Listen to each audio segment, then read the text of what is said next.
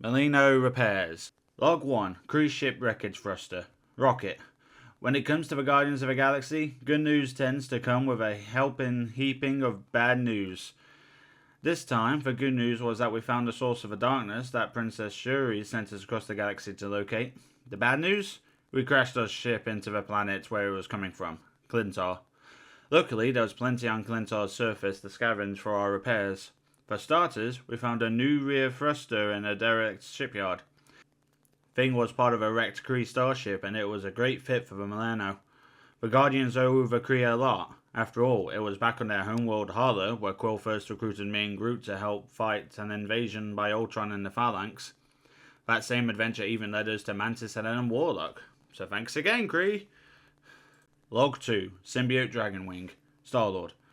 Ever since I was a kid, I thought dragons were the coolest things ever. You only saw them on album covers or the side of a van though. I never expected to see a dragon in real life, but the planet Clintar is about as metal as it gets. So I shouldn't have been surprised when I found the remains of a fallen symbiote dragon while I was scavenging for spare parts. Venom told me that, way back in the Middle Ages, a symbiote dragon called Grendel invaded England, and Thor had to take it down. I guess Thor's lightning disrupted Null's control over the symbiote hive mind, giving the symbiotes a chance to turn on their creator and imprison him. Sweet, right?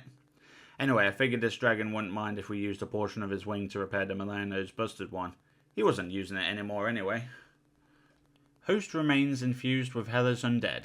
Log 3. Mantis. While looking for parts to repair our damaged ship, I came across a group of ghastly crows feasting on the corpse of a deceased symbiote and its host. A telepathic scan revealed that one of the birds was alive, and not a crow at all. He was a raven named Moonin, and he could speak. Moonin told me that he had been sent to Clintar as a scout by Loki. The other birds were minions of Hela, the Queen of the Dead.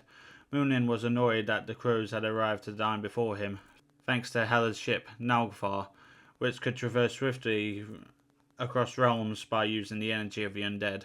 Knowing we needed to repair our hyperjump engine, I extracted the undead energy from the ghost crows.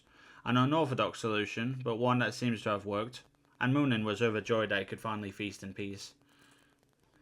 Celestial Armor Fragment. Log 4. Adam Warlock. Though we did not arrive on the planet Clintar along with my teammates on the Guardians of the Galaxy, we were reunited soon after. When I learned of the damage that their ship had suffered, I immediately joined their quest to find replacement parts. Having communed with the spirit of a fallen celestial during my journey across the cosmos, it was easy for me to identify its energy signature in a shard of armor on Clintar's surface. As I examined the shard, I recalled how celestial armor is supposed to be nearly indestructible. Apart from Null's sword, All Black, the only other weapon known to cleave through celestial armor was Jarban, a mighty axe that a young Thor blessed with his own blood to become powerful enough to breach the Celestials' defences.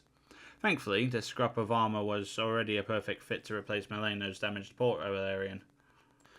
Groot's symbiote plant friend. Log 5.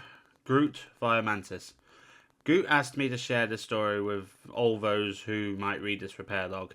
He says that when the Guardians first arrived on Clintar, he saved a jungle full of symbiotes from a fire raging towards them. As a repayment for his kindness, the symbiotes led Groot to the abandoned agents of Cosmos Complex, where his dear friend Rocket was under assault by a group of far more aggressive symbiotes. After Groot and his new alien allies defeated Rocket's attackers, Groot removed the quantum circuit board and a projection frame from the energy barrier he was hiding behind, planning to use it to repair the Milano's shield generator. Groot feels this was important to share, not only because of the lessons of trust and friendship inherited by the tale, but also because he knew Rocket would try to take all the credit again.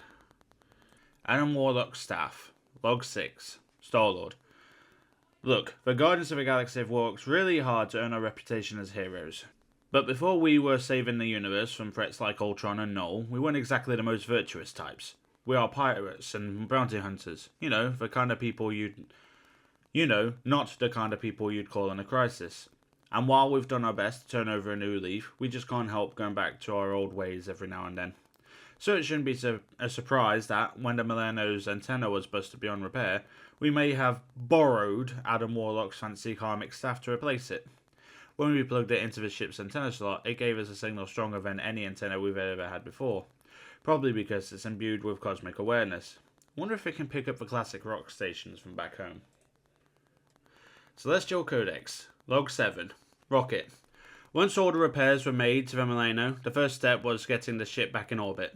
But escaping Clintar wasn't going to be easy, especially with all the symbiotes latching onto its hull. So I came up with a plan to do a little quantum swap using a black market Nega energy replicator I'd been tinkering with. Basically, I was trying to mimic the effects of Captain Marvel's old Nega bands to swap the physical positions of the Milano and the giant celestial husk floating above Clintar. There was just one problem. We needed the Celestial's biosignature in order to create a quantum entanglement. Thankfully, once we teamed up with Venom and our old pal Adam Warlock, we managed to locate the Celestial Codex. Then, all we had to do was extract the biodata, fire up the Nega energy replicator, and complete the quantum exchange. And we're all systems go. That doesn't sound safe. Is that the reason why we've got a big Celestial on map on Clintar right now?